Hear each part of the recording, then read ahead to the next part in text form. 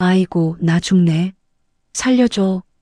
한겨울 재래시장 한복판, 악취가 진동하는 거짓골의 노인이 가슴을 움켜쥐고 진흙탕 바닥에 쓰러졌습니다. 지나가던 사람들은 코를 막고 피했죠. 또 술주정이야. 저러다 말겠지.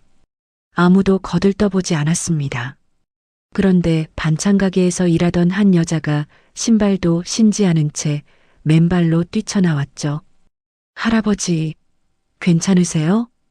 오물이 잔뜩 묻은 옷에서 코를 찌르는 악취가 올라왔지만 이 여자는 인상 한번 찌푸리지 않고 노인을 품에 안아 일으켰습니다. 차가운 손을 두 손으로 감싸 쥐고 입김을 불며 비벼 녹이는 이 여자의 정체는 고아 출신의 반찬가게 직원이었죠. 그런데 이 노인의 정체를 알면 아마 여러분 모두 깜짝 놀라실 겁니다. 이 더럽고 냄새나는 거지 할아버지는 대한민국 10대 그룹의 회장이었습니다.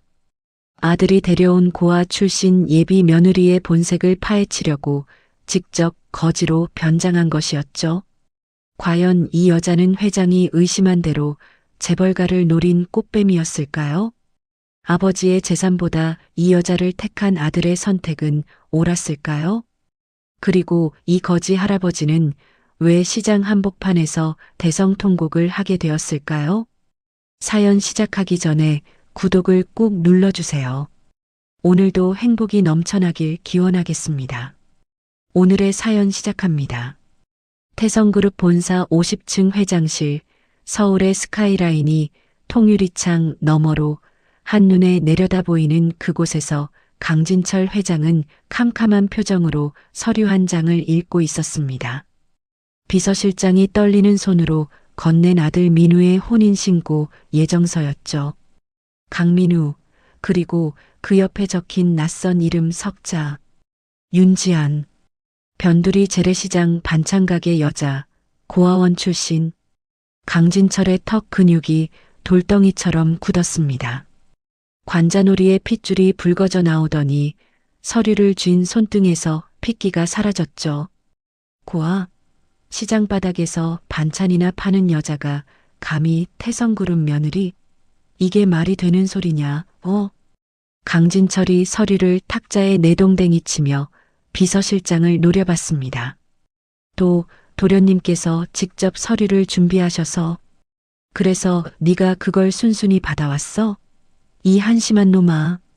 강진철이 책상 옆 골프채를 움켜쥐고 벌떡 일어섰습니다. 뼈대도 뿌리도 없는 여자한테 내 아들이 홀려가는 꼴을 가만히 보고만 있었단 말이지. 다들 미쳤어. 이 집안이 통째로 미쳤어. 퍽! 모니터가 바닥으로 떨어져 산산조각이 났습니다. 그래도 분이 풀리지 않았는지 강진철은 골프채를 통유리창에 내리쳤죠. 빠직! 거미줄 같은 금이 퍼지더니 세 번째 타격에 유리가 와장창 깨져나갔습니다. 50층 높이의 칼바람이 밀려들며 서류들이 눈보라처럼 날렸죠. 30분 뒤 민우가 회장실 문을 열고 들어왔습니다. 박살난 유리창과 바닥의 파편을 보고도 눈 하나 깜짝하지 않았죠. 이미 각오하고 온 얼굴이었습니다. 앉아라. 서서 말씀드리겠습니다, 아버지. 민우가 양복 안주머니에서 봉투 2개를 꺼내 탁자 위에 올려놓았습니다. 사직서와 상속포기 각서였죠. 지금 이게 뭐 하자는 짓이야. 이 자식아, 눈에 뵈는 게 없냐? 강진철이 민우의 멱살을 움켜잡았습니다. 양복깃이 구겨지고 넥타이가 비틀어졌지만 민우는 피하지 않았죠. 아버지, 저 무섭지 않아요. 회사도 필요 없고 재산도 필요 없어요. 그런 거 다 가져가세요. 근데 지안이만큼은 절대 안 돼요. 그 사람은 내 전부야. 내 목숨보다 귀한 사람이라고요. 민우의 목소리가 떨렸지만 눈빛은 흔들리지 않았습니다. 강진철의 소나기에서 힘이 스르르 빠졌죠. 당장 안 나가? 아버지, 한 번만 만나보시면. 나가라. 이 배은망덕한 놈아, 당장 내 앞에서 꺼져. 목이 찢어지는 듯한 외침이 텅 빈 회장실에 메아리 쳤습니다. 민우는 입술을 꽉 깨문 채 허리를 숙여 인사한 뒤 돌아섰죠. 구두가 유리 파편을 밟는 사각거리는 소리가 멀어지고 문이 닫혔습니다. 강진철은 부서진 유리창 앞에 멍하니 섰습니다.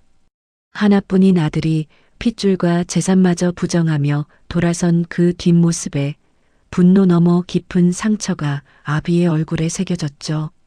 그래, 그 여자가 내 눈을 그렇게 멀게 했단 말이지. 좋아. 아주 좋아.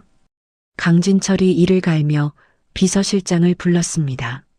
내가 직접 들어간다. 그 여자가 일하는 시장통에 가장 더럽고 가장 지저분한 꼴로 찾아가서 그 여자가 어떤 인간인지 내 두 눈으로 확인하고 내 손으로 끝장을 낸다. 회장님, 아무리 그래도 직접 나서시면 위험합니다. 조사팀을 보내시는 게. 조사팀? 남이 가져온 보고서 믿고 앉아 있으라고? 내 새끼 인생이 걸린 일을 남한테 맡기란 소리야? 보안팀에도 입 다물어. 이 일을 아는 건 너하고 나 딱 둘이야. 알아들었어? 비서실장이 허리를 깊이 숙였습니다.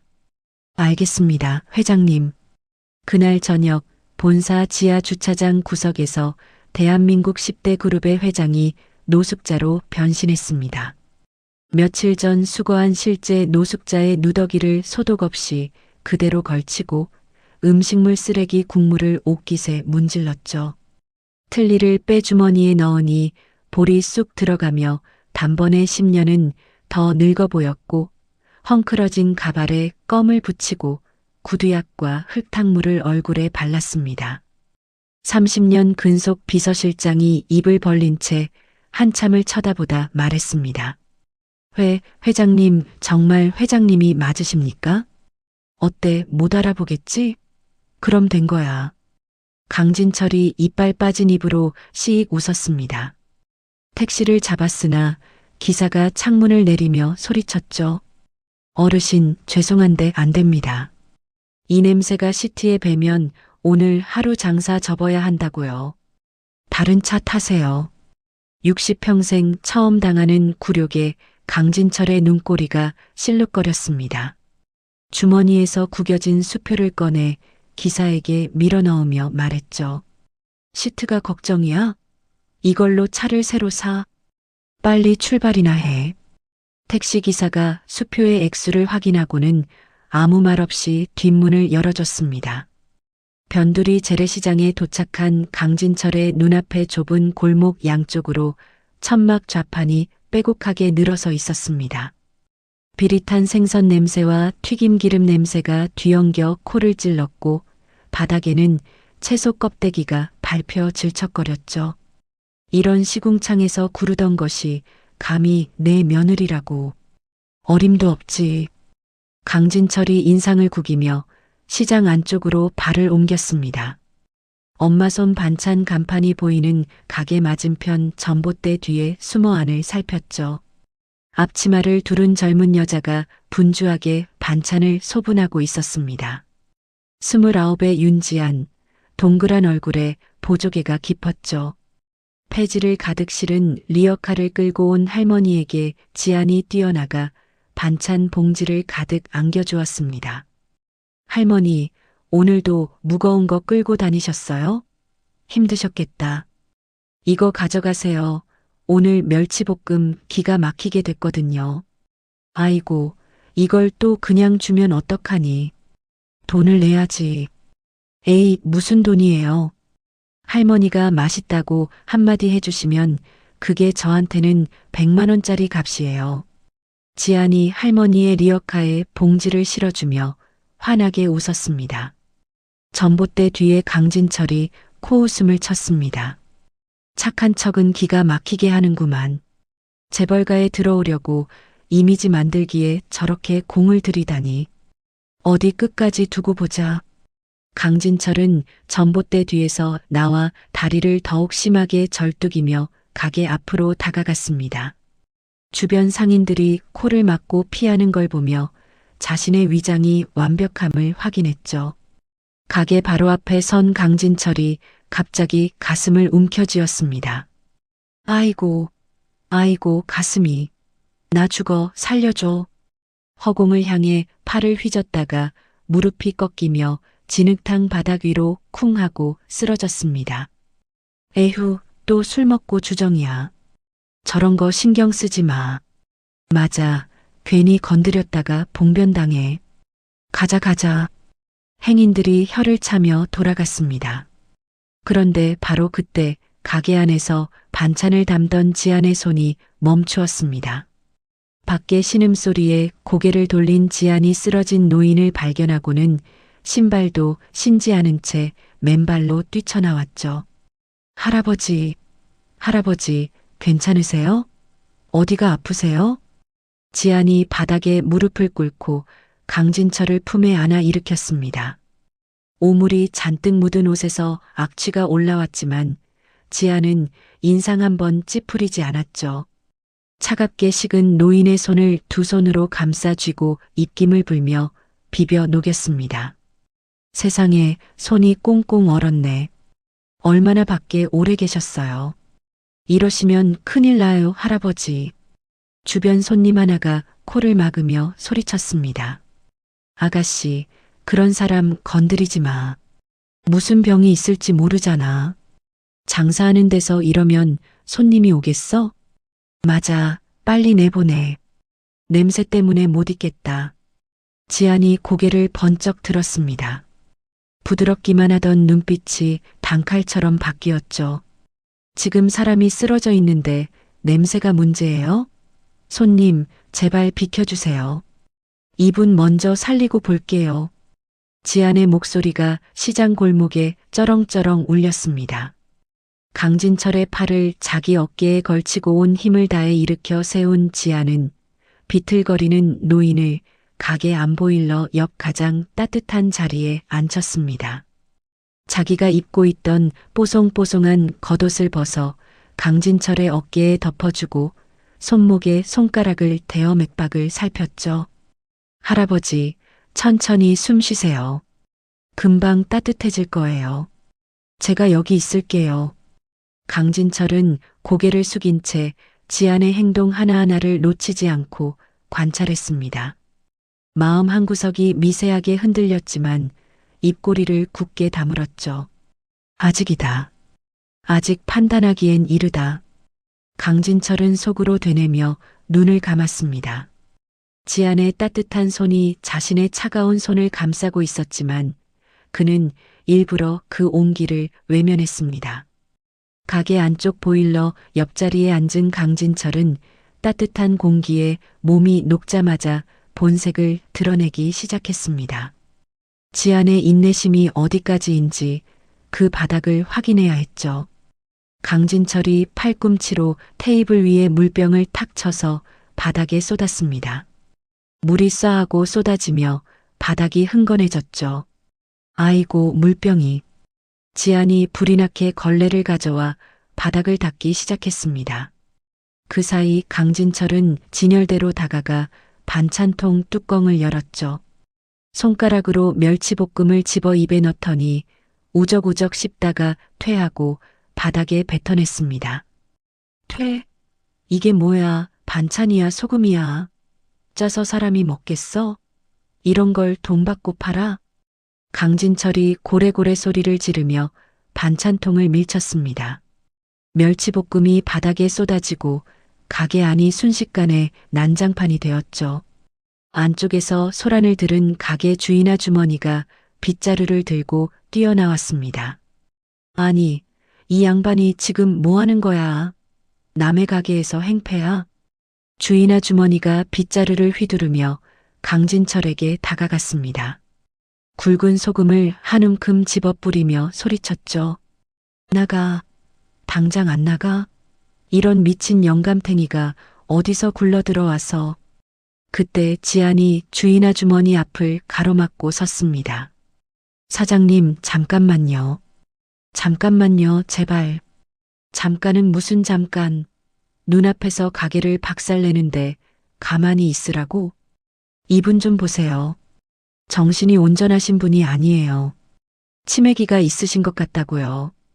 이렇게 내쫓으면 밖에서 어떻게 되시겠어요? 지안이 주인 아주머니 앞에 무릎을 꿇었습니다. 사장님, 제가 다 치울게요. 반찬값도 제 월급에서 빼세요. 제발 이분 좀 그냥 두세요. 네. 주인 아주머니가 빗자루를 든 채 한숨을 푹 내쉬었습니다. 에휴, 너는 진짜 맨날 이런 식이니 내 주머니에 남는 게 있어야지. 좋아, 네가 알아서 해. 대신 이 난리는 네가 다 수습하는 거다. 감사합니다, 사장님. 제가 깨끗하게 다 해놓을게요. 주인 아주머니가 고개를 절레절레 흔들며 안으로 들어갔습니다. 지아는 아무 말 없이 바닥에 엎드려 쏟아진 반찬과 물을 걸레로 닦기 시작했습니다. 멸치볶음을 하나하나 주워 담고 물기를 짜내고 테이블 다리까지 꼼꼼히 훔쳤죠. 강진철은 구석에 앉아 그 모습을 지켜보며 속으로 중얼거렸습니다. 아직이야. 이 정도의 본색을 안 드러내면 더 밀어붙여야지. 그런데 바닥을 다 치운 지안이 주방으로 들어가더니 잠시 뒤 쟁반을 들고 나왔습니다. 김이 모락모락 피어오르는 갓 지은 하얀 쌀밥, 그리고 그릇에 수북하게 담긴 소갈비찜이었죠. 가게에서 가장 비싼 특제 메뉴였습니다. 지안이 쟁반을 강진철 앞에 정갈하게 내려놓으며 말했습니다. 할아버지, 많이 배고프셨죠? 배가 고프니까 화가 나신 거예요. 따뜻할 때 드세요. 강진철의 눈이 순간 커졌습니다. 행패를 부렸는데 밥상을 차려오다니. 당황한 기색을 감추려 강진철은 곧바로 연기를 이어갔죠. 손으로 밥을 퍼서 입에 쑤셔 넣고 갈비찜 국물을 후루룩 들이키다가 일부러 옷과 바닥에 줄줄 흘렸습니다. 밥알이 수염에 붙고 국물이 턱을 타고 옷깃으로 흘러내렸죠. 보통 사람이라면 인상을 찌푸리고 돌아앉을 광경이었습니다. 그런데 지아는 옆에 앉아 냅킨으로 강진철의 입가를 조심스럽게 닦아주었습니다. 생선 가시를 발라 살만 골라 강진철의 밥 위에 올려주며 말했죠. 천천히 드세요, 할아버지. 체하면 안 되니까. 이 생선살 드셔봐요. 부드러워서 씹기 편할 거예요. 강진철의 젓가락을 쥔 손끝이 미세하게 떨렸습니다. 그 순간 가게 문이 열리며 찬바람과 함께한 남자가 들어왔습니다. 지안아, 나왔어. 오늘 일찍 끝나서. 퇴근한 민우였습니다. 민우는 난장판이 된 가게 바닥과 구석에서 밥을 먹고 있는 거짓골의 노인을 발견하고 미간을 찌푸렸죠. 그 노인이 자기 아버지라고는 상상조차 하지 못했습니다. 이게 뭐야? 지안아, 여기서 무슨 일이 있었어? 아, 이 할아버지가 밖에서 쓰러지셔서 모셔왔어. 배가 많이 고프셨나 봐. 민우가 한숨을 내쉬며 지안에게 다가갔습니다. 지안아, 이런 분들은 복지센터에 연락하면 돼. 왜 또 사서 고생을 해? 가게 바닥이 이게 뭐야? 민우야, 쓰러진 사람을 복지센터 전화번호나 알려주고 보내면 그게 사람이야? 그게 아니라 너 맨날 이러잖아. 가게도 내 가게가 아니고 사장님한테 피해가 가잖아. 강진철은 아들의 목소리에 흠칫 놀라 고개를 푹 숙였습니다. 밥알이 묻은 얼굴을 들키지 않으려고 그릇에 코를 박고 먹는 척했죠. 심장이 쿵쿵 뛰었지만 이를 악물고 연기를 이어갔습니다. 민우가 지갑에서 5만 원권 몇 장을 꺼내 강진철의 식탁 위에 툭 던졌습니다. 어르신, 죄송하지만 이거 가지고 가세요. 밖에 가서 따뜻한 데 가시고요. 여기서 더 계시면 곤란합니다. 강진철의 시선이 식탁 위에 던져진 돈에 멈추었습니다. 손등에 핏줄이 붉어져 나오며 손가락이 부들부들 떨렸죠. 평생 돈이면 무엇이든 해결할 수 있다고 믿고 살아온 자신의 모습이 고스란히 아들에게 옮겨 붙어 있었습니다. 그 순간 지안이 민우의 손목을 거칠게 낚아챘습니다. 강민우, 지금 뭐 하는 짓이야? 민우가 놀라서 지안을 봤습니다. 지안의 눈이 벌겋게 달아올라 있었죠. 돈이면 다 되는 줄 알아? 사람 앞에 돈을 던지는 게 말이 돼? 당장 이 돈 치워. 지안이 식탁 위에 돈을 집어 민우의 주머니에 다시 찔러 넣었습니다. 민우가 입을 열려 했지만 지안이 먼저 말을 쏟아냈죠. 이분도 누군가의 귀한 아버지야. 누군가의 소중한 가족이라고. 배고픈 분한테 따뜻한 밥 한 끼 드리는 게 그렇게 이상해? 그 마음을 돈으로 모욕하지 마. 지안의 눈시울이 붉어졌습니다. 민우는 지안의 호통에 꿀먹은 벙어리가 되어 한 발짝 뒤로 물러섰죠. 강진철은 고개를 숙인 채 곁눈질로 지안의 얼굴을 봤습니다. 눈물이 그렁그렁한 눈, 떨리는 입술, 그러면서도 꺾이지 않는 단호한 눈빛. 강진철의 가슴이 쿵 하고 내려앉았습니다. 지안은 가게 구석에서 새 털신 한 켤레를 가져왔습니다. 강진철의 헐벗은 발 앞에 무릎을 꿇고 앉아 더러운 발을 수건으로 조심스럽게 닦은 뒤 털신을 신겨주었죠. 할아버지, 이거 신으세요. 발이 시려우시면 몸 전체가 아픈 거예요. 강진철이 고개를 들어 지안을 올려다봤습니다. 지안이 환하게 웃으며 말했죠. 내일 또 오세요, 할아버지. 내일은 더 맛있는 거 해드릴게요. 강진철은 아무 말도 하지 못했습니다. 입을 열면 목소리가 떨릴 것 같았죠. 고개를 푹 숙인 채 털신을 신은 발끝만 내려다봤습니다. 굳게 닫혀있던 마음의 빗장이 아주 미세하게 흔들리고 있었습니다. 다음 날 점심 무렵 강진철은 어젯밤 내내 뒤척이다 결국 다시 거지분장을 하고 시장을 찾았습니다. 지안에 대한 미안함인지 호기심인지 자기 자신도 그 감정의 정체를 알 수 없었죠. 그런데 시장 입구에 들어서자마자 분위기가 심상치 않았습니다. 굴착기 소음이 귀를 찢듯 울려 퍼지고 상인들이 허둥지둥 물건을 치우며 뛰어다녔죠. 재개발 용역이 왔어. 빨리 문 닫아. 누군가의 외침이 골목을 가로질렀습니다. 쇠파이프와 야구 방망이를 든 사내들 수십 명이 시장 안으로 밀고 들어왔죠. 검은 점퍼에 마스크를 쓴 용역업체 직원들이었습니다. 보상 합의 안 하면 이렇게 되는 거야. 다 부숴. 용역 반장이 고함을 지르자 사내들이 일제히 쇠파이프를 휘둘렀습니다. 좌판이 뒤집어지고 과일 상자가 터지며 바닥에 굴러다녔죠.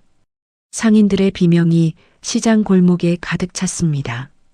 엄마손 반찬 가게 앞 유리창이 와장창 깨졌습니다. 용역 2명이 가게 안으로 들이닥쳐 반찬 냉장고를 밀어 넘어뜨렸죠. 유리 용기가 바닥에 쏟아지며 산산조각이 났고 반찬이 사방으로 튀었습니다. 여기서 안 나가면 다 죽여버린다. 어서 꺼져. 용역이 쇠파이프를 허공에 휘두르며 위협했습니다. 가게 안에 있던 지안은 주인 아주머니의 팔을 잡아 끌며 뒷문 쪽으로 밀었죠. 사장님, 뒷문으로 나가세요. 빨리요. 지안아, 너도 같이 나와. 사장님 먼저 가세요. 저는 괜찮아요.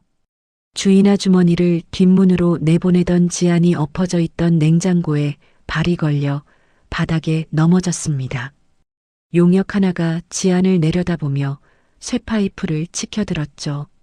아가씨, 좋게 말할 때 나가. 다음엔 봐주지 않아. 바로 그때 시장 입구 쪽에서 이 광경을 지켜보던 강진철의 몸이 움직였습니다. 생각보다 몸이 먼저였죠. 지팡이를 짚고 뒤뚱거리며 가게 앞으로 달려간 강진철이 소리쳤습니다. 이놈들, 사람한테 이게 무슨 짓이야. 당장 물건 내려놔. 굴착기 소음에 목소리가 묻혔습니다. 용역 반장이 강진철을 돌아보더니 코웃음을 쳤죠. 뭐야, 이 냄새나는 늙은이는 어디서 굴러온 거지가 참견이야? 용역 반장이 성큼 다가와 강진철의 멱살을 잡았습니다. 그대로 바닥에 내동댕이 치자 강진철의 등이 시멘트 바닥에 부딪히며 둔탁한 소리가 났죠. 꺼! 강진철의 입에서 신음이 터져 나왔습니다. 용역 반장이 군화발로 강진철의 배를 걷어찼죠. 눈치가 없어. 이 영감탱이야. 한 대 더 맞아봐야 정신 차리겠어? 60년 넘게 살면서 남에게 주먹을 맞아본 적이 없는 사람이었습니다. 배를 움켜쥔 채 바닥에 웅크린 강진철의 눈앞이 하얘졌죠. 공포가 온몸을 짓눌렀습니다. 용역 반장이 몽둥이를 높이 치켜들었습니다. 한 번만 더 꼬장 부리면 진짜로 보내버린다. 몽둥이가 내려오려는 그 순간 어디선가 지안이 날아들었습니다. 뛰어온 지안이 강진철의 몸 위로 엎어지며 두 팔로 노인의 머리를 감싸 안았죠. 퍽! 몽둥이가 지안의 등과 어깨를 강타했습니다. 둔탁한 타격음과 함께 지안의 입에서 피가 섞인 침이 튀어나왔죠. 으윽! 지안이 이를 악물며 비명을 삼켰습니다. 등이 찢어지는 듯한 고통에 눈앞이 번쩍했지만 강진철을 감싼 팔은 풀지 않았죠. 이 미친년이 왜 끼어들어? 용역이 다시 몽둥이를 들어 올렸습니다. 지안이 피가 흐르는 입술로 악을 썼죠. 이 할아버지한테 손대지 마. 때리려면 나를 때려. 이 사람은 안 돼. 지안의 목소리가 찢어질 듯 시장 골목에 울려 퍼졌습니다. 용역이 몽둥이를 다시 내리쳤고 지안의 어깨와 팔뚝에 멍이 들었죠. 그래도 지안은 강진철의 머리를 감싼 팔을 놓지 않았습니다. 삐뽀삐뽀. 경찰 사이렌 소리가 멀리서 들려왔습니다. 용역들이 서로 눈짓을 주고받더니 욕설을 뱉으며 우르르 빠져나갔죠. 시장은 폐허가 되었습니다. 뒤집어진 좌판, 깨진 유리, 바닥에 널린 과일과 반찬 사이로 지안과 강진철만 덩그러니 남았죠. 강진철은 자기 몸 위에 엎어진 지안을 올려다봤습니다. 이마가 찢어져 피가 흘러내리고 어깨가 부어올라 있었죠. 팔에는 몽둥이 자국이 시퍼렇게 남아 있었습니다. 이 사람아, 왜 아무 상관도 없는 늙은이한테 몸을 던져. 미쳤어? 강진철의 목소리가 떨렸습니다. 지안이 찢어진 이마의 피를 손등으로 닦으며 웃었습니다. 피가 번진 얼굴로 짓는 웃음이었죠. 할아버지가 다치면 할아버지 가족들이 얼마나 슬퍼하겠어요. 아들도 있고 손주도 있을 거 아니에요. 그 사람들이 얼마나 가슴이 찢어지겠어요. 그래서 네가 대신 맞아? 너는 안 아프냐고. 저는요. 지안이 힘겹게 몸을 일으키며 말했습니다. 저는 고아예요. 다쳐도 슬퍼할 사람이 없어요. 그러니까 할아버지가 다치는 것보다 제가 맞는 게 나은 거예요. 강진철의 눈이 크게 떠졌습니다. 입술이 벌어졌다가 다물어졌다가를 반복했죠. 가슴 한가운데를 쇠파이프가 아니라 그 말 한마디가 관통한 기분이었습니다. 지안이 품속에서 낡은 붉은색 털실 목도리를 꺼냈습니다.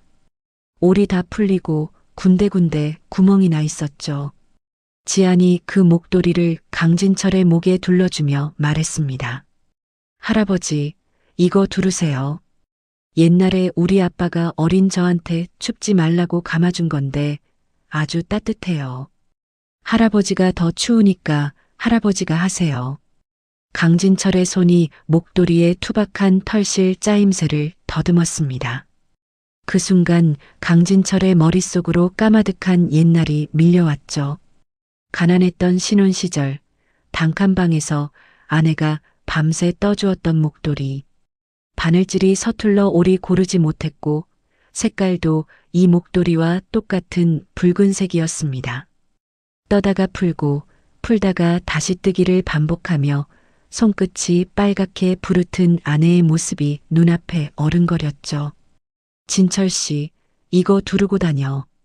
바람 불면 목이 시려. 먼저 세상을 떠난 아내의 목소리가 귀를 스쳤습니다. 강진철의 턱이 떨리기 시작했습니다.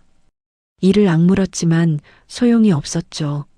눈두덩이 뜨거워지더니 주름진 볼을 타고 눈물이 줄줄 흘러내렸습니다. 강진철이 두 손으로 얼굴을 감싸며 고개를 떨구었습니다. 어깨가 크게 들썩이더니 참을 수 없는 울음이 터져 나왔죠. 폐허가 된 시장 한복판에서 거지 행색의 노인이 붉은 목도리를 움켜쥔 채 대성통곡했습니다. 지아는 왜 우는지 알 수 없었지만 아무 말 없이 상처투성이 팔로 강진철의 등을 토닥여 주었습니다. 사건이 있고 3일 뒤 태성그룹 본사 로비에 회장 전용 리무진 5대가 줄지어 들어왔습니다. 정문부터 현관까지 레드카펫이 깔리고 전 직원이 양쪽으로 도열한 채 고개를 숙이고 있었죠. 차 문이 열리고 최고급 이탈리아 슈트를 차려입은 강진철이 내렸습니다. 3일 전 시장 바닥에서 거짓골로 울부짖던 사람과 같은 사람이라고는 믿기 어려운 모습이었죠. 강진철은 반대편 차 문을 직접 열어주었습니다. 깁스를 한 팔을 조심스럽게 감싼 채 지안이 차에서 내렸습니다. 자기가 목숨 걸고 구한 거지 할아버지가 태성그룹 회장이라는 사실을 불과 1시간 전에 알게 된 지안은 아직도 얼떨떨한 표정이었죠. 저기 회장님, 이거 뭔가 잘못된 것 같은데요. 저는 그냥 시장으로 돌아갈게요. 뭐가 잘못돼? 가만히 서 있어. 강진철이 지안의 등 뒤에 손을 대고 앞으로 이끌었습니다. 수백 명의 직원과 기자들이 플래시를 터뜨렸고 지안은 눈이 부셔 고개를 돌렸죠. 강진철이 로비 중앙에 놓인 마이크 앞에 섰습니다.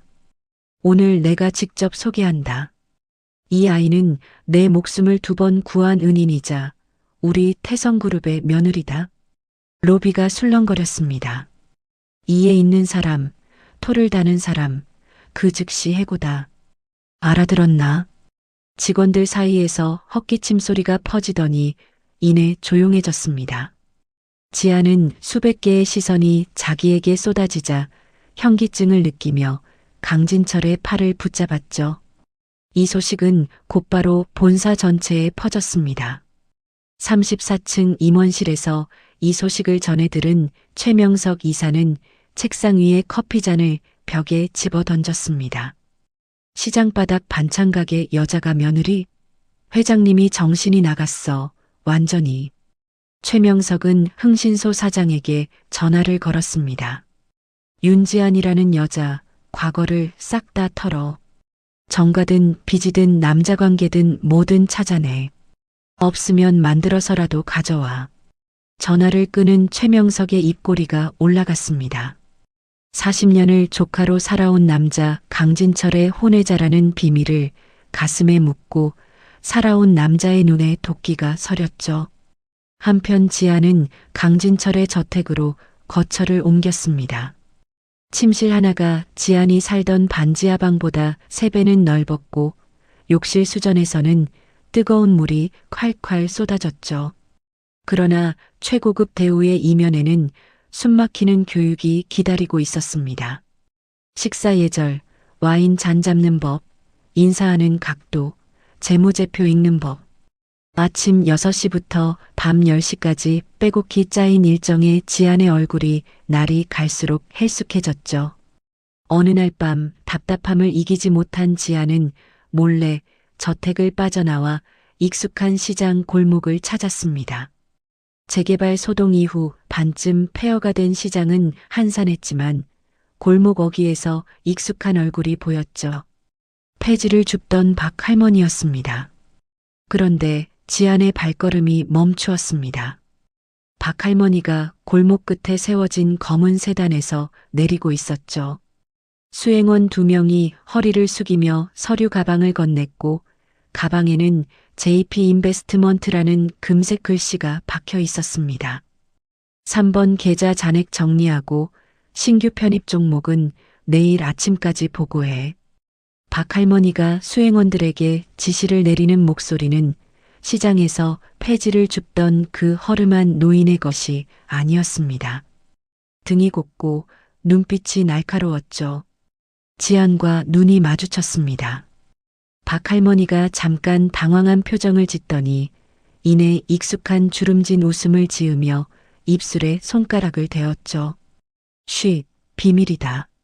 박할머니가 윙크를 하며 지안의 손을 잡고 근처 순대국집으로 끌고 갔습니다.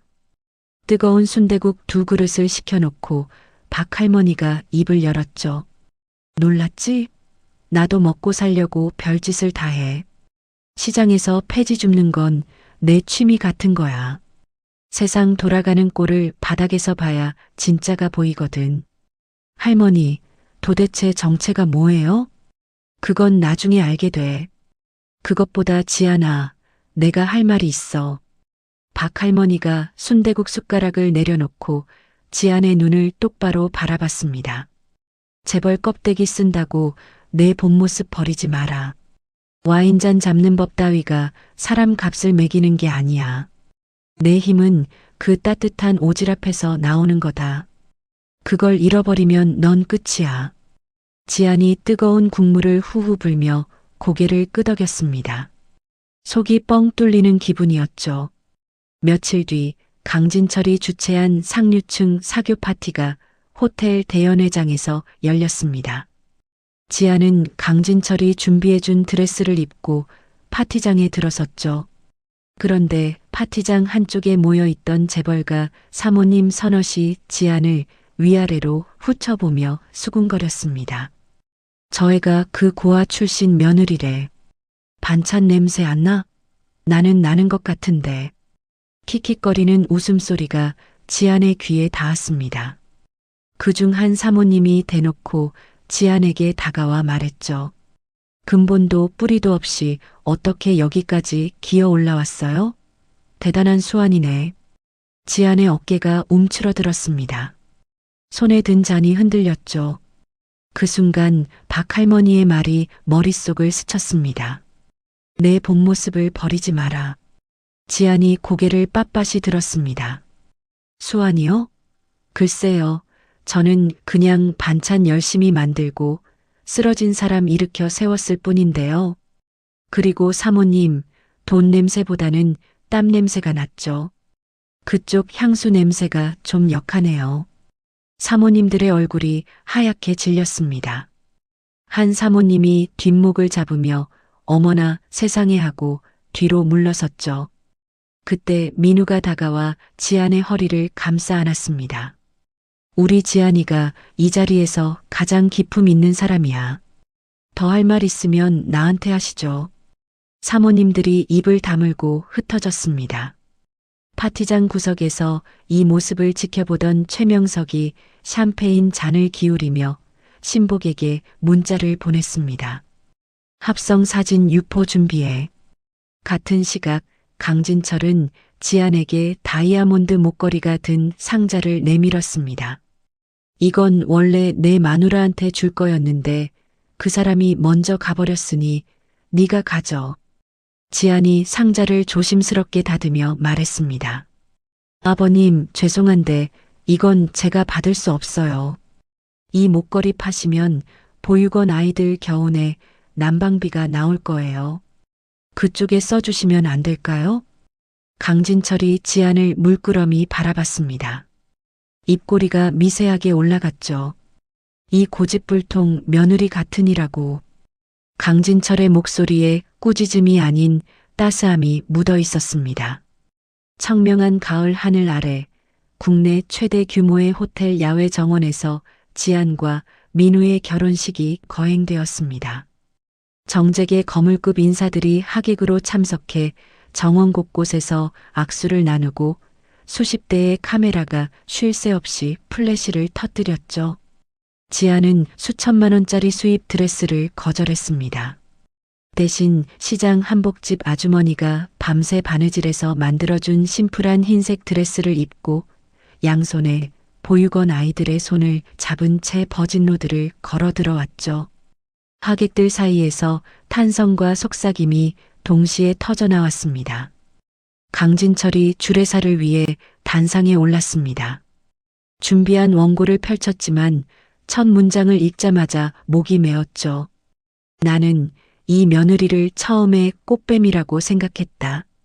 하객들이 웅성거렸습니다. 재벌가에 기어들어온 사기꾼이라고 이를 갈았다. 그래서 가장 더럽고 처참한 거짓골로 변장하고 이 아이를 시험하러 갔다. 강진철의 눈두덩이 붉어지기 시작했습니다. 그런데 이 아이는 냄새나는 늙은 거지한테 밥을 차려주고 자기 옷을 벗어 덮어주고 깡패한테 맞으면서도 이 쓸모없는 늙은이를 몸으로 막아줬다. 나는 가진 것 없는 노숙자였을 때 이 아이한테서 진짜 가족을 만났다. 강진철이 안경을 벗고 눈물을 훔쳤습니다. 하객석 여기저기서 코를 훌쩍이는 소리가 들렸죠. 결혼 서약이 끝나고 지안이 마이크를 잡았습니다. 저한테 과분한 자리를 주신 모든 분들께 감사드립니다. 그래서 저도 받은 만큼 돌려드리고 싶어요. 지안이 숨을 한번 고른 뒤 말했습니다. 태성그룹 며느리로서 받은 예물과 축의금 50억 원 전액을 어려운 이웃을 위해 사회에 환원하겠습니다. 야외 정원이 순간 얼어붙었습니다. 기자들이 허겁지겁 노트북을 펴고 속보를 타전했죠. 민우가 지안의 손등에 입술을 대며 고개를 끄덕였습니다. 잘했어, 지안아. 일부 예식이 끝나고 이어진 피로연은 지안의 뜻대로 열린 잔치가 되었습니다. 시장 상인들과 노숙자들이 초대되어 호텔 셰프들이 국밥을 퍼주는 진풍경이 펼쳐졌죠. 강진철은 양복 상의를 벗어던지고 상인들과 어울려 막걸리를 마시며 어깨춤을 추었습니다. 박할머니가 지안의 손을 잡으며 말했습니다. 큰 그릇이 됐구나, 우리 지안이. 할머니 덕분이에요. 할머니가 본 모습 버리지 말라고 하셨잖아요. 내가 한 건 없어. 다 내 안에 있던 거야. 축제 분위기가 절정에 달했을 때였습니다. 연회장 정면에 설치된 대형 스크린의 영상이 갑자기 치직거렸습니다. 축하 영상이 흘러나와야 할 스크린에 전혀 다른 화면이 떠올랐죠. 지안의 얼굴이 교묘하게 합성된 사진들이었습니다. 선정적인 사진들과 함께 자극적인 글씨가 스크린을 가득 채웠죠. 태성그룹 며느리 윤지안, 과거 유흥업소 에이스 출신, 꽃뱀 사기단과 공모 정황 포착, 성우를 고용해 만든 조작된 녹취록이 스피커에서 흘러나왔습니다. 윤지안 씨 재벌 아들 꼬시는 건 어렵지 않았어요. 순진한 척만 하면 되니까. 하객들이 비명을 지르며 웅성거렸습니다.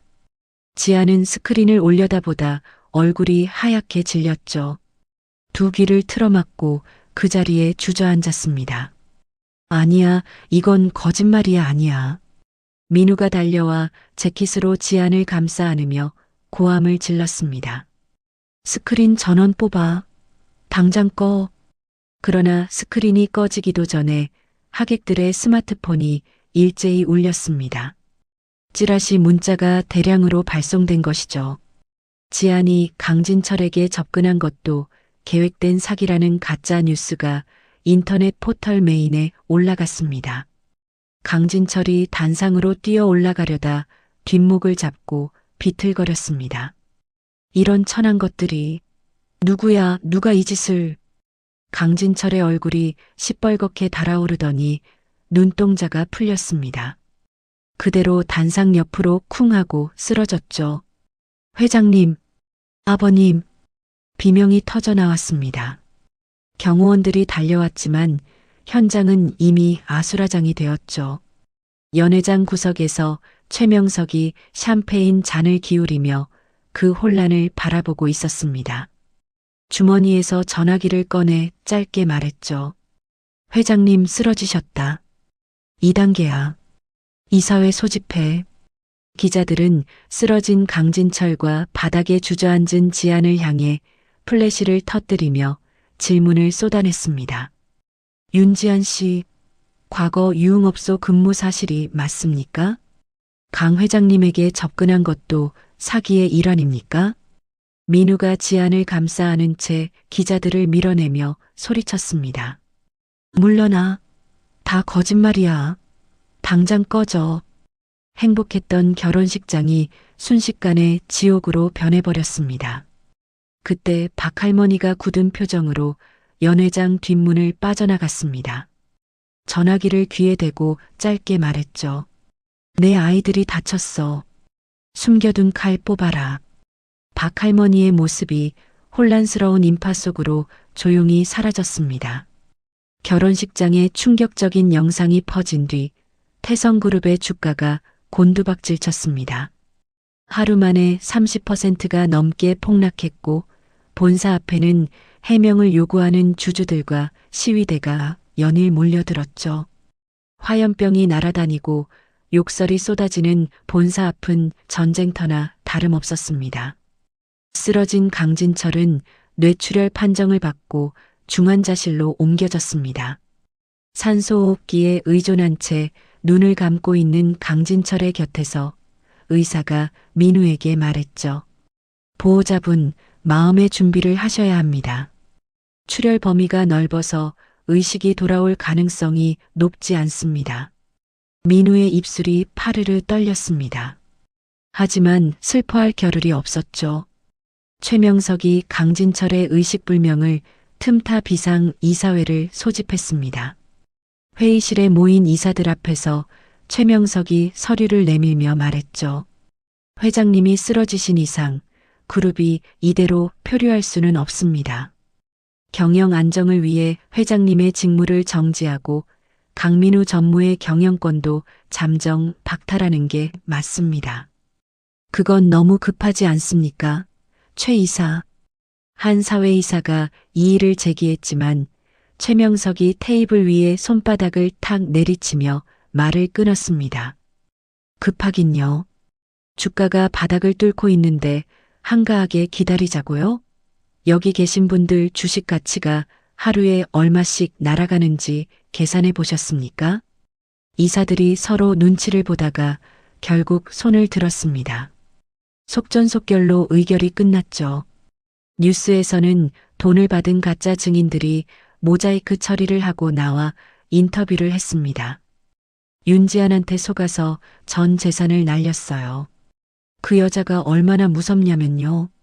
눈물을 짜내는 가짜 증인들의 인터뷰가 24시간 내내 방송을 도배했죠.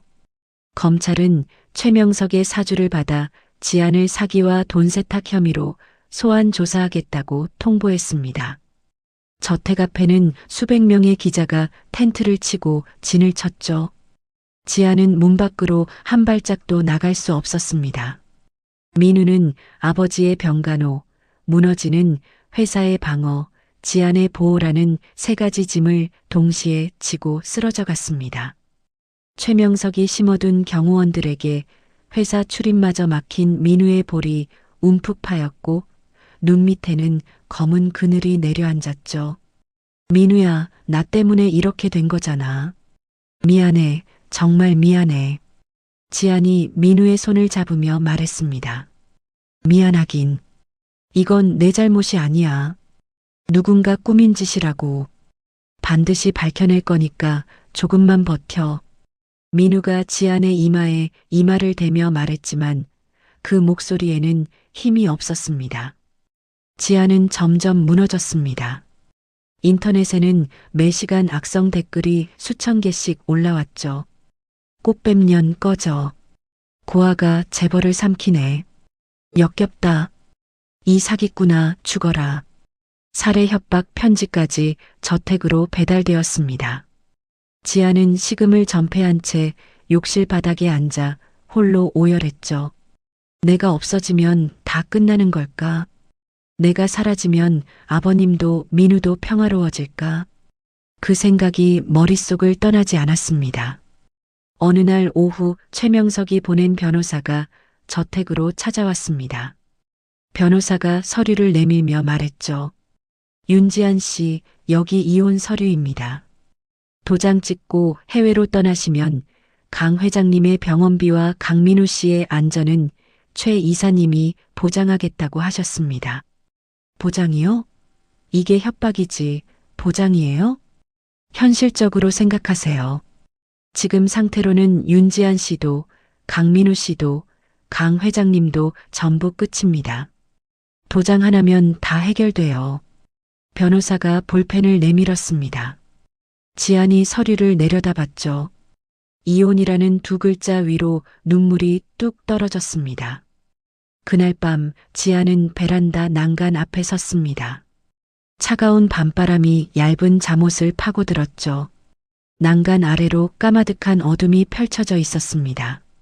지안의 손이 난간을 잡았습니다. 손가락 마디가 하얗게 질렸죠. 그때 발밑에서 무언가가 발에 걸렸습니다. 고개를 숙여보니 결혼식 날 박할머니가 쥐어준 복주머니가 바닥에 떨어져 있었죠. 바람에 날아온 건지 옷에서 빠진 건지 알 수 없었습니다. 지안이 떨리는 손으로 복주머니를 열었습니다. 작은 USB 하나와 접힌 쪽지가 들어 있었죠. 쪽지를 펴자 박할머니의 삐뚤빼뚤한 손글씨가 보였습니다. 진실은 발이 달려서 기어코 찾아온다. 포기하지 마라. 지안의 손가락이 USB를 꽉 쥐었습니다. 난간을 잡고 있던 손이 풀렸죠. 지안은 방으로 들어가 노트북에 USB를 꽂았습니다.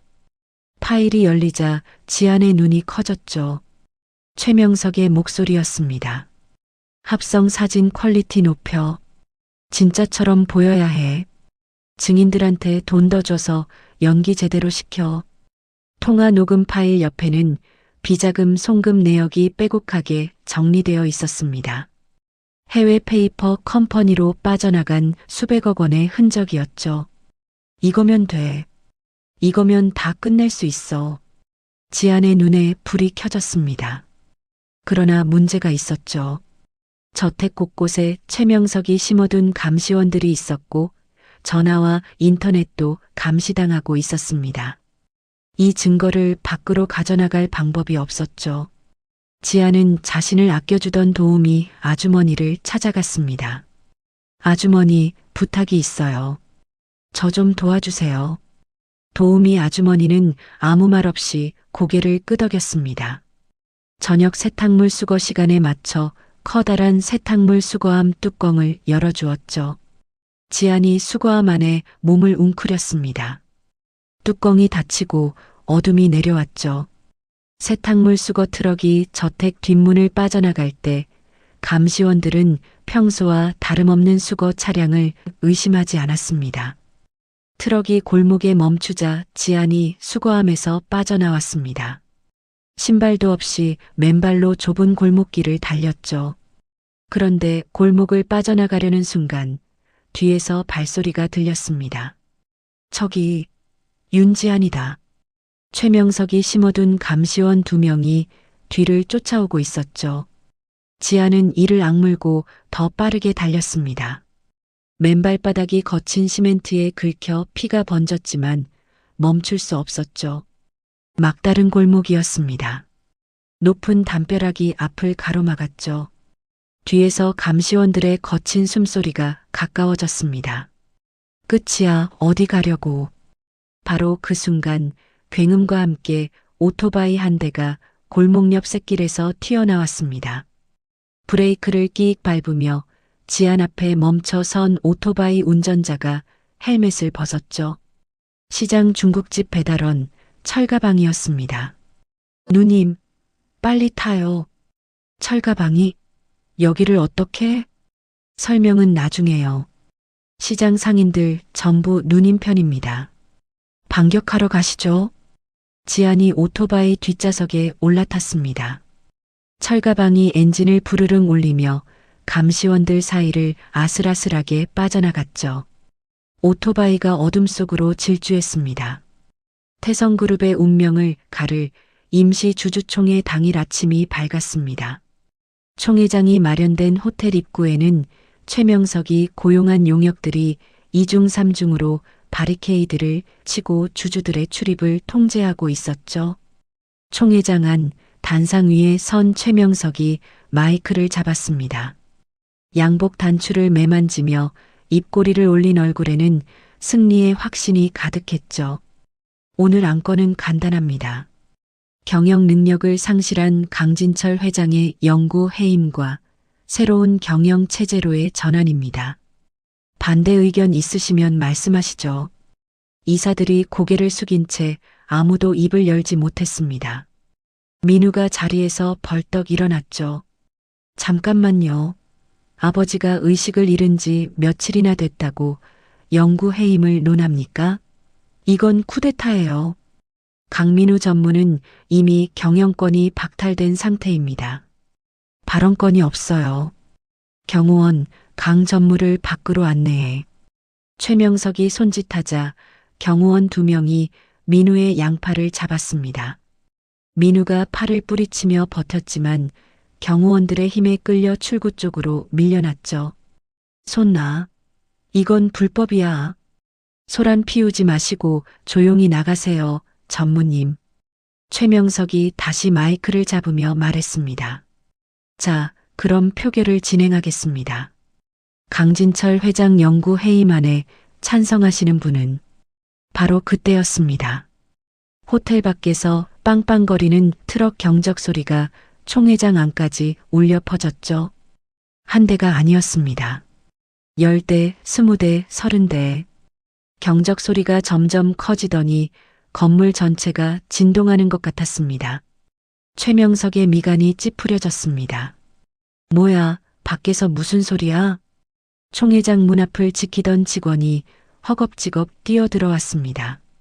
최 이사님, 밖에 용달 트럭이 수십 대가 몰려왔습니다. 바리케이드를 들이받고 있습니다. 지안이 탄 철가방의 오토바이를 선두로 시장 상인들의 용달 트럭 50대가 호텔 정문을 향해 돌진하고 있었습니다. 떡집 사장의 1톤 트럭이 바리케이드를 정면으로 밀어붙이고 건어물 가게 사장의 용달이 옆을 들이받았죠. 철 구조물이 쓰러지며 쇠 긁히는 소리가 요란하게 울렸습니다. 용역들이 달려들었습니다. 트럭에서 우르르 쏟아져 나온 상인들과 뒤엉켜 몸싸움이 벌어졌죠. 생선 가게 아저씨가 고무대야로 용역의 머리를 내리치고 채소 장수 아주머니가 배추로 용역의 면상을 갈겼습니다. 우리 지안이한테 손 떼는 놈은 가만 안 둬. 시장 사람들 만만하게 봤어? 덤벼. 상인들이 몸으로 길을 만들었습니다. 한 줄로 늘어서서 양팔을 걸고 버티며 지안이 지나갈 수 있는 통로를 열었죠. 지안이 그 인간길을 따라 달렸습니다. 상인들이 등을 밀어주고 넘어지면 일으켜 세워주며 호텔 로비를 가로질러 총회장 문 앞까지 지안을 보냈습니다. 쾅! 총회장 문이 열렸습니다. 찢어진 옷에 맨발, 팔과 얼굴에 상처가 나 있는 지안이 문 앞에 섰죠. 거친 숨을 몰아쉬면서도 등은 곧게 펴고 있었습니다. 장내가 찬물을 끼얹은 듯 조용해졌습니다. 주주들이 입을 벌린 채 지안을 바라봤죠. 최명석이 얼굴을 일그러뜨리며 소리쳤습니다. 저 미친 범죄자를 당장 끌어내. 뭘 하고 있어? 경호원들이 지안에게 다가가려는 순간 지안의 뒤에서 지팡이 끝이 대리석 바닥을 탁 내리치는 소리가 울렸습니다. 박할머니가 모습을 드러냈습니다. 검은 양복을 차려입고 건장한 수행원 6명을 양옆에 대동한 채 총회장 안으로 걸어 들어왔죠. 시장에서 폐지를 줍던 허름한 노인의 모습은 어디에도 없었습니다. 박할머니가 지팡이로 바닥을 한 번 더 내리치며 입을 열었습니다. 오랜만이구만, 최 이사. 내 소개를 하지. 그동안 베일에 쌓여있던 태성그룹 2대 주주 JP인베스트먼트의 대표 박점래다. 총회장이 발칵 뒤집어졌습니다. 주주들이 웅성거리고 최명석의 얼굴에서 핏기가 빠졌죠. JP인베스트먼트 대표가 이 할머니라고? 할머니가 아니라 대표라고 불러. 그리고 누가 감히 내 며느리 앞길을 막아? 박할머니의 눈이 매서워졌습니다. 지안이 단상으로 올라갔습니다. 주머니에서 USB를 꺼내 노트북에 꽂았죠.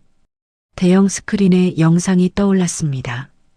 최명석이 흥신소 사장에게 돈다발이 든 봉투를 건네는 장면이었습니다.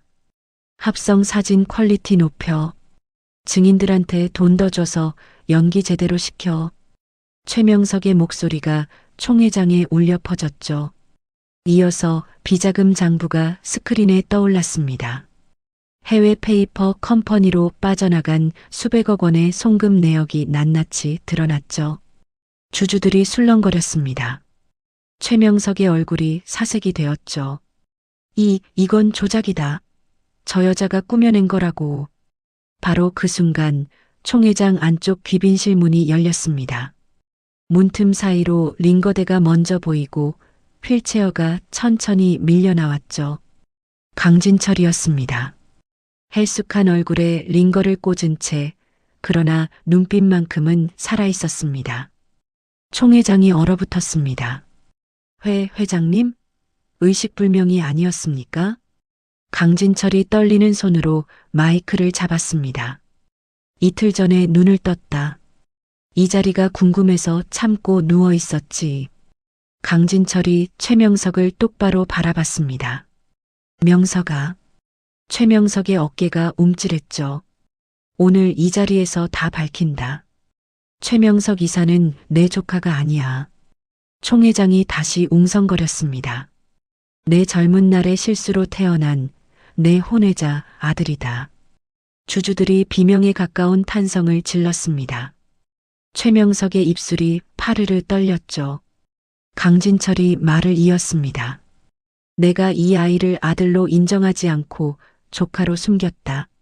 내 비겁함이 이 아이를 괴물로 만들었다. 그건 내 죄다.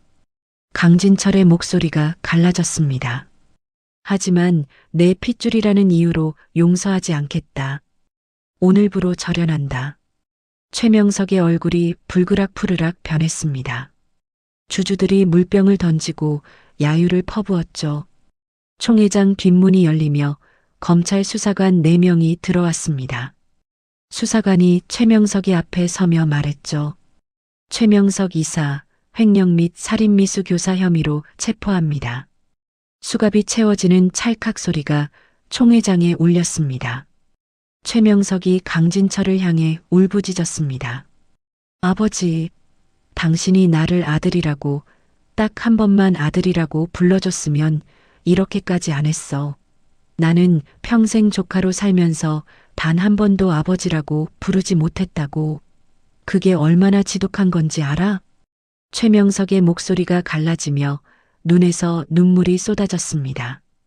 경호원들에게 끌려나가면서도 강진철에게서 눈을 떼지 못했죠. 지아는 끌려가는 최명석의 뒷모습을 바라봤습니다. 분노가 아닌 연민이 담긴 눈빛이었죠. 강진철이 휠체어에서 내려왔습니다. 비틀거리는 다리로 한 발짝 한 발짝 걸어가 바닥에 주저앉은 지안 앞에 무릎을 꿇었죠. 태성그룹 회장이 시장 반찬가게 여자 앞에 무릎을 꿇은 것입니다. 못난 시아버지를 용서해라. 네가 이 집안을 살렸다. 강진철의 눈에서 굵은 눈물이 떨어졌습니다. 민우가 달려와 두 사람을 함께 끌어안았죠. 총회장에 있던 주주들이 하나둘 자리에서 일어나 박수를 치기 시작했습니다. 박수 소리가 총회장을 가득 채웠죠. 교도소 면회실 유리병 너머로 푸른 수의를 입은 최명석이 앉아 있었습니다. 광대뼈가 튀어나오고 눈밑이 까맣게 내려앉은 얼굴은 태성그룹 임원실에서 샴페인을 기울이던 때와는 딴 사람이었죠. 지안이 유리벽 앞 의자에 앉았습니다. 작은 봉투 하나와 직접 쓴 편지를 면회실 창구에 밀어 넣었죠. 최명석이 봉투를 받아들었습니다. 안에는 영치금이 들어 있었죠. 이게 뭐야? 동정이야? 최명석의 목소리가 거칠었습니다. 편지도 있어요. 읽어보세요. 최명석이 접힌 편지를 펼쳤습니다. 지안의 동그란 글씨가 빼곡했죠. 명석 씨, 원망은 안 해요. 당신도 따뜻한 밥상이 그리웠던 외로운 사람이었을 뿐이라는 거 알아요. 아버지라고 한번 부르고 싶었던 거잖아요. 그 마음이 엉뚱한 데로 가버린 거지. 처음부터 나쁜 사람은 아니었을 거예요. 죗값 치르고 나오면 제가 국밥 한 그릇 대접할게요. 맛있는 거 해놓고 기다릴게요. 최명석의 손이 떨렸습니다. 편지를 쥔 손가락 마디가 하얗게 질렸죠. 입술을 꽉 깨물었지만 터져나오는 울음을 막을 수 없었습니다. 최명석이 편지를 가슴에 끌어안고 고개를 떨구었습니다. 어깨가 크게 들썩이며 유리병 너머로 흐느끼는 소리가 새어나왔죠. 지아는 아무 말 없이 유리벽에 손바닥을 대었습니다. 최명석이 한참을 울다가 반대편에서 같은 자리에 손을 가져다 댔죠. 면회 시간이 끝나고 지안이 자리에서 일어서며 말했습니다. 국밥 꼭 끓여 놓을게요. 최명석이 고개를 들지 못한 채 고개만 끄덕였습니다. 태성그룹은 전문 경영인 체제로 바뀌었습니다. 강진철은 명예회장직도 내려놓고 완전히 은퇴했죠. 지아는 경영 일선이 아닌 태성희망재단 이사장을 맡았습니다. 매일 아침 작업복을 입고 쪽방촌과 보육원 현장을 누비는 게 지안의 일과였죠.